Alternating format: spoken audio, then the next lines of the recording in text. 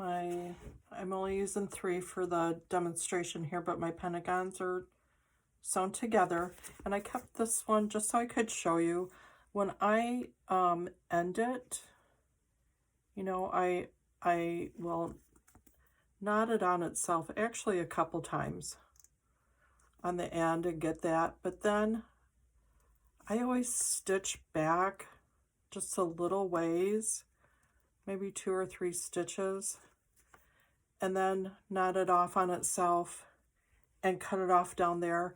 Then I don't have a little string tail sticking out at the end to poke out. It's going to be underneath here. So this could be the scary part, because now we have to take the papers out and you don't want to mess up your shape. So the way I do mine, I have that little poker thing that I use for, it's actually a long needle. I'll go and just run this right underneath to loosen up all my edges. And I'm going to do it on, since I only have 3 here, I'm going to do all 3 sides before I pull those papers out.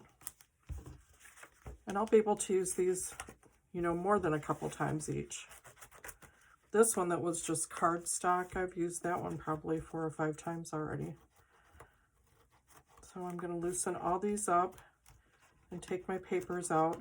Then I'm going to take it over to my iron and just press down, make sure my edges are all nice and squared up. I guess not squared up, but on the edge that they should be. You know, when I take these papers out. You know, you're going to have to kind of pinch those back into place and make sure all those edges are lined up the way they should be. And then take them to the iron.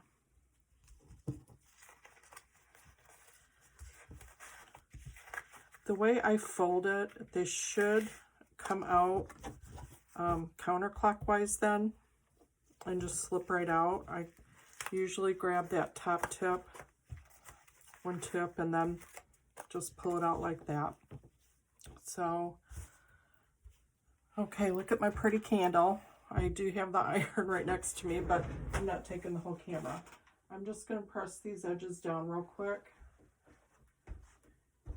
so that they're nice and flat, so that when we lay them down on the background, they're going to still have the shape of the pentagon. And since I'm doing all 3, it's going to take me just a second. And I'm not going to stitch the whole thing down in front of you. This is just a sample piece to show you how I stitch the big wreath down on my actual block. Okay, I'm back. That candle smells so good. That's the, oh, why can't I think of it now?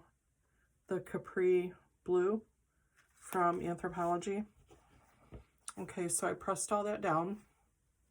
I'll do this so it's pointing towards you.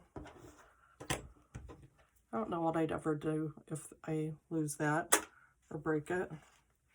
Because you know how it gets that perfect bend in it just for to match your fingers. Okay, so on the quilt, or on the block, I actually found the center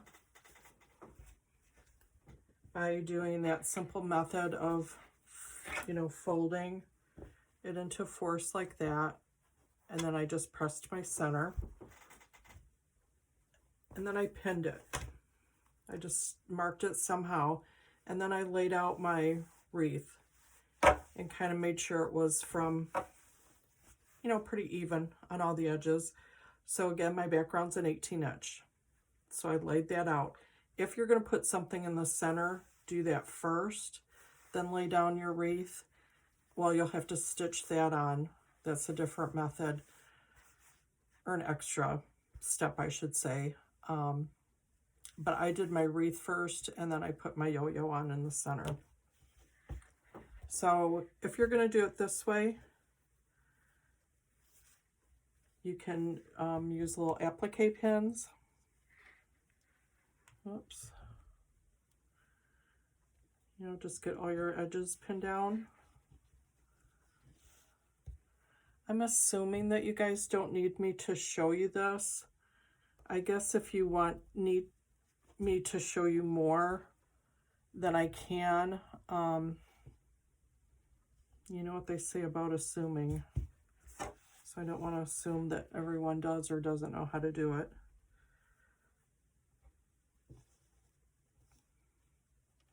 So the little applique pins, I'm just going to pin that one little edge, okay? That one little side. And you want to match your thread. These are pretty close, you know, kind of in tone. So I picked a really, really light gray. I'm just going to put a little knot in it. I'm actually going to come up from the back. I guess I'll start right there. Come up right on that little seam. And you're just going to do little bite stitches, little applique bite stitches. I probably wouldn't use this needle. I might use something a little bit smaller. But you're just going to go all the way around using those little bite stitches. And take that pin out. I'm going to catch that corner really good. I have noticed on some of these that I've watched back, the angle's weird. When I look at myself in the camera, it looks like you guys can see what I'm doing, and then on some of them it gets cut off, so I apologize for that. And it is hard to stitch when you're not looking, when you're looking in the phone or camera. Okay, so do you see that? I'm just taking those little bite stitches, grabbing the background, coming up, and getting right on that little seam there. And you would just continue all the way around, depending on if you want to do, if you want to hand stitch that down all the way or machine, any way you want to do it. So I couldn't decide. So like I showed you, I did my outside by hand, and then I did my inside. I did that decorative stitch. So I love these together. I'm going to use that for something. So stay tuned. Somewhere in the next year, you're gonna see that I'm going to use this on something. I love that. Okay, so let's get back to the actual block. So now that we've talked about all of this, I stitched down the yo-yo kind of that same way, just with a little, I like to call them little hidden slip stitches because you end up not seeing them. Use your applique pins. There's my trusty liquid stitch by Dritz. Sometimes I just put a little dot right in the middle just to hold it into place. And then, now I haven't decided. I'm gonna work on this when we get done filming here, and I will slip in a picture at the end to show you what I'm gonna do. I'm not sure. I have to think about what I want to do. For this, just following kind of like an echo stitching, just following a pattern that's already there. I'm not marking anything out. If you feel more comfortable doing that, or if you want it more perfect, by all means do that. I don't know. I'll be curious to see what I come up with that I want to finish on these corners here. I'm thinking about doing some kind of, I don't know. I don't know what I'm gonna do. Okay, so I left this little spot right here. Should I try to bring you down a little bit more? Okay, hang on, here we go. Okay. Again, there's different ways to do this. If you don't like the way I'm doing it, if you think it's wrong for you, if you don't think it's the right way, then please go on YouTube. You can find how to do anything this is how I do it. I do just one. I wrap it around twice and get a little knot. It's not really that, see, here I go. It's really not that big. Make sure you don't cut off your knot, just cut off that tail. I usually do tug on it just to make sure my knot's there. Now I do have a longer needle because I'm gonna just really stack some of those stitches on. It does have a bigger eye on it, and I do just about, I'm gonna pull this down and about that much. I'm just gonna run through my beeswax candle. That does help your threads from tangling and getting all twisted. I'm pulling my knot back down. Now what I do is I'll stick it coming back, and then I'll put my needle up where I want to start my next stitch and pull that through. I try to catch some of the batting in there. There's my knot. What I do is use my needle. I hope you can see this. I use my needle and stick it in there a little bit and wiggle it around to make room. And then I'm just gonna keep tugging on that until it pops. I don't know if you heard it pop, and it's in there. And I'm just gonna have that go away. I have used a hoop for this big stitching in this size block. I am just merely doing a real raw, rudimentary stitch. I am going down, straight down, and pinching and coming back up. I know my stitches could be more even. I am not worrying about that because I just want this to be fun for me. If I have to worry about how perfect my stitches are, I'm not going to want to do it. And I can't stress about it once they're in there. I mean, obviously, if there's something I really, really don't like at all, I'm probably going to take it out, but otherwise, I'm not. So I have this little piece to go to show you. I'm just going to finish that up and come back down. So I'm finishing off that little bit. I'm going to come to the back.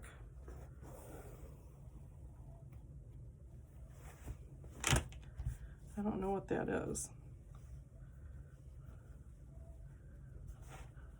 Okay, I have a string there that got caught on something, but this is the back that I chose. I love this as well. I knew I wanted something that wasn't gonna like match perfectly because I like that look, and I usually never do that. I'm always too chicken. I don't know why, but this had the pretty gold. Anyway, I really liked this, and I have tons of it.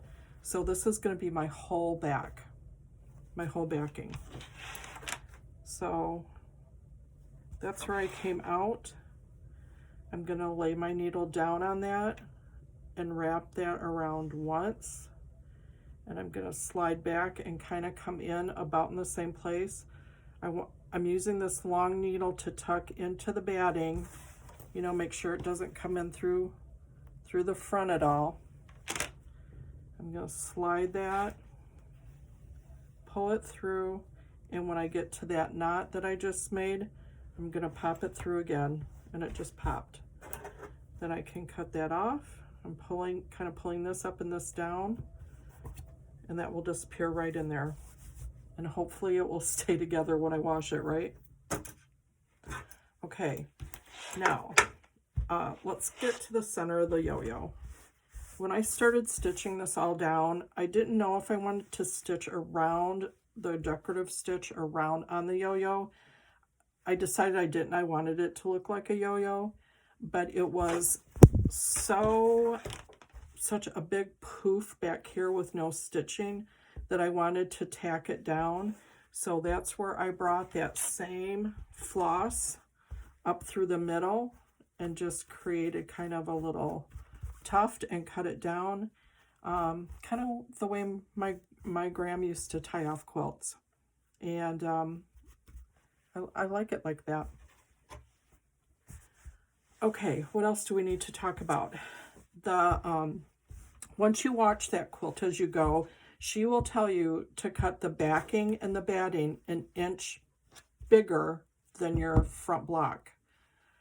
I messed up and I didn't do that. So I don't want you to be confused looking at this saying, oh, she didn't leave enough, there's not an inch there. I realize that I have to cut this back a little bit. That's on me. That's how my quilt's gonna, have to come out. So I'm cutting this back another 1/4 of an inch. I originally cut this at 2.5. That's what I want you guys to do. I want you to cut 2.5.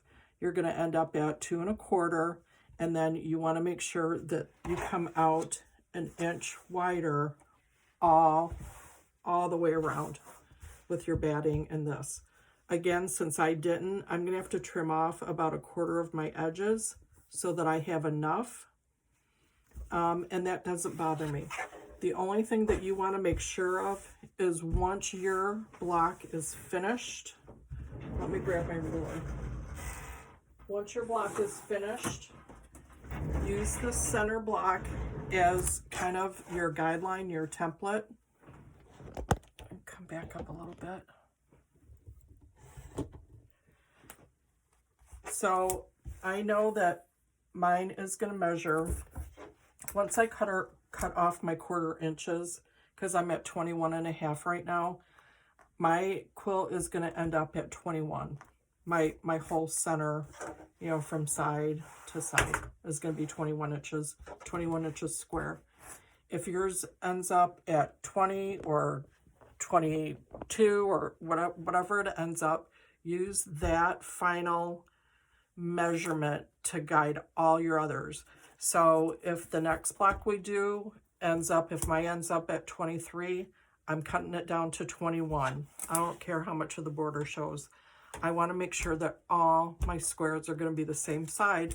So when we go to sew them up, especially where these seams, where the, blocks are going to match up, that my seams are going to line up. So quickly, in that quilt as you go, to give you an idea, once you have blocks done, you're going to be sewing. Let me see how I can do this with just one block. I guess I can't. You're going to be sewing, pretend like this is another block.